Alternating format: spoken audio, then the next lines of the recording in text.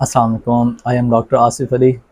आज का मेरा वीडियो बनाने का मकसद था हाउ टू ओवरकम और स्टेज एंजाइटी, कि कैसे हम अपने हमारे जो मिसाल के रोज़मर्रा के दौरान जो हम क्लास रूम्स में होते हैं या फिर हम किसी हॉस्पिटल में हैं तो कहीं कोई वार्ड में होते हैं, कोई प्रेजेंटेशन हो रही होती है, कहीं कोई हम फंक्शंस में जाते हैं तो लोग वहाँ प्रेजेंट कर रहे होते हैं, कोई कंपेयरिंग कर रहा होता है, कोई होता है जो कि अपनी स्पीचेस दे रहे होते हैं लड़के। तो हम में से जो ज़्यादातर जो लोग होते हैं या जो स्टूडेंट्स होते हैं, कोई डॉक्टर्स हैं या कोई किसी भी शोबे से ताल्लुक़ रखने वाले लोग हैं, वो पार्टिसिपेट करने से, जो परफॉर्म करने से बहुत ज़्यादा हिचकिचाते हैं या उन्हें बहुत ज़्यादा परेशानी का सामना करना पड़ता है। वो अपने आप को दूर रखते हैं इन कामों से ताकि कहीं कोई खुदा न खासा शर्मिंदगी का सामना ना करना पड़े।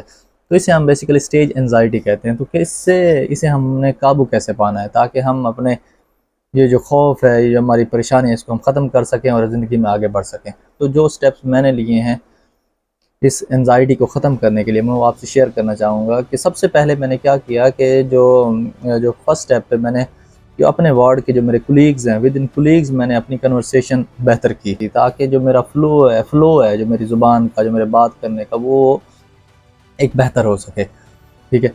जब ये बेहतर हुई तो उससे जो नेक्स्ट स्टेप मैंने लिया वो क्या किया कि जो मेरे अथॉरिटी फिगर्स हैं, मीनिंग जो मेरे कंसल्टेंट्स हैं, जो कि हमारे मिसाल के तौर पर अगर कहीं स्कूल में पढ़ते हैं तो वहाँ के हेड मास्टर हैं, वहाँ के कोई सीनियर टीचर्स हैं, कहीं आप कहीं ऑफिस में काम करते हैं, कोई जॉब करते हैं तो वहाँ आपके जो नेक्स्ट लेवल के बॉसेस हैं, तो उनके साथ अपनी कन्वर्सेशन का दायरा इस तरह के वसी करना है। तो क्या हो गया, सबसे पहले कुलीग्स हैं, then there is authority figures, तो उनके साथ हमने जो अपनी कन्वर्सेशन स्किल्स हैं वो बेहतर करनी है। तो उससे नेक्स्ट स्टेज क्या हुआ, उससे नेक्स्ट स्टेज पे मैंने क्या किया कि जो अपने मिसाल के तौर पर जो कुलीग्स हैं मेरे विद इन वार्ड, जो मेरे अपने जो कंसल्टेंट्स हैं, उनके दरमियान मैंने प्रेजेंटेशन देना शुरू की। थोड़े से लोग हैं, वो 5 से 10 लोग हैं, 15 लोग हैं, और उनके दरमियान 2 से 4 जो मेरे कंसल्टेंट्स हैं, जो मेरे अथॉरिटी फिगर्स हैं, वो बैठे हुए हैं। उनके दरमियान वो जो एंजाइटी का नेक्स्ट लेवल था वो मैंने अपना ख़त्म किया।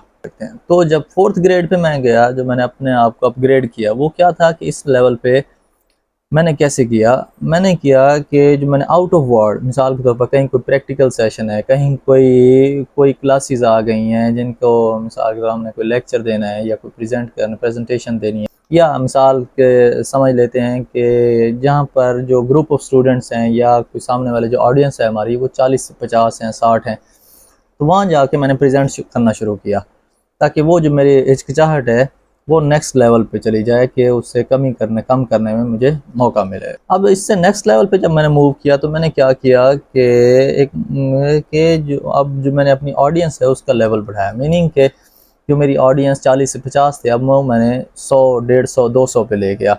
वो कैसे किया कि कहीं भी कोई मेरा फंक्शन हो रहा है, कोई मिसाल के हॉस्पिटल फंक्शन है या कहीं कोई हमारी कॉन्फ्रेंस हो रही है मेंटल हेल्थ के हवाले से, तो वहाँ मैंने अपनी प्रेजेंटेशन देना शुरू की।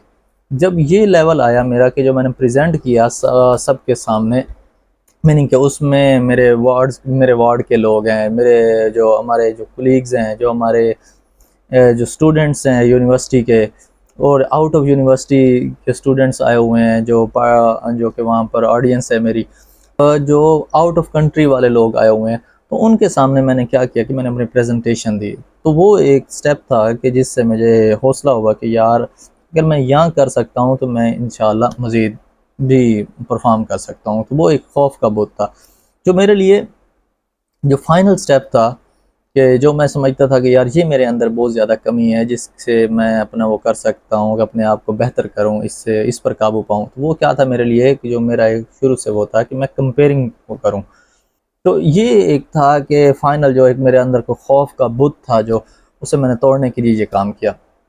तो आप भी ऐसे करें कि जो स्टेप वाइज अपने आप को बेहतर करें। सबसे पहले अपने जो कुलीग्स हैं उनके दरमियान अपने कन्वर्सेशन स्किल्स को बेहतर करें, अपनी बातचीत का मामला दुरुस्त करें। देन जो आपके इमीडिएट अथॉरिटी फिगर्स हैं, लेकिन यानी कि जो आपके सामने वाले बॉसेस हैं, आपके हेड मास्टर्स हैं, आपके जो बॉस हैं, आपके मिसाल के तौर पर कुछ कंसल्टेंट्स हैं, जो HODs हैं, जो आपके प्रिंसिपल्स हैं, उनके साथ कन्वर्सेशन करें ताकि वो आपकी जो हिचकिचाहट है, जो फेयरफुलनेस है, वो थोड़ी कम हो।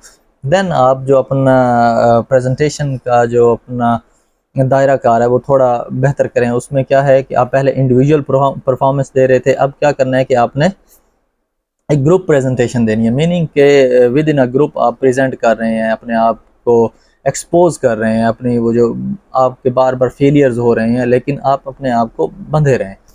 اس کے بعد آپ کی جو اپنے جو آڈینس لیول ہے, جو آپ کو سننے والے ہیں, ان کا جو دائرہ کار ہے وہ وسیع کرنا ہے. اگر پہلے 5 سے 10 لوگ سے 20 سے 25 لوگ تھے, تو اب آپ نے کیا کرنا ہے 50 سے 100 پہ لے جانا ہے.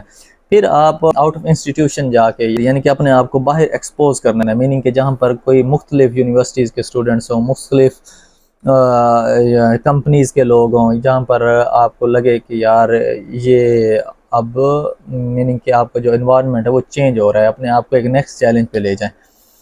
دین دا فائنل سٹیپ جو میرے لیے تھا, کچھ لوگوں کے لیے ہے کہ میں وہاں جا کے پریزنٹیشن دینا, کہ اسٹیج پہ پریزنٹیشن دینا, وہ ایک کافی ڈیفیکلٹ سٹیپ ہوتا ہے. تو میرے نزدیک اس سے بھی جو ڈیفیکلٹ سٹیپ تھا وہ کیا تھا کہ کمپیئرنگ کرنا, کہ میں جا کے اسٹیج پہ کمپیئرنگ کروں, وہ میرے لیے سب سے مشکل سٹیپ تھا. جیسے جیسے میں اپنا جو لیول ہے وہ اپ گریڈ کرتا جا رہا تھا, تو ایک میرے ذہن میں جو ایک مثال آتی تھی بار بار, جس سے مجھے ایک حوصلہ ملتا تھا, یا جو مجھے اپنے لیے ایک چیلنج ملتا تھا, وہ کیا تھا کہ ایک پیپلز پارٹی کے ایک رہنما ہے, ایک MNA ہیں, اب مجھے ان کا نام بھول گیا, تو انہوں نے ان کی ایک مثال مجھے یاد آ جاتی تھی کہ ایک بندہ تھا, وہ روزانہ کسی رستے سے گزرتا تھا, تو رستے میں ایک بیل بندہ ہوتا تھا جس کے سینگ بہت لمبے تھے یا بہت بڑے سینگ تھے.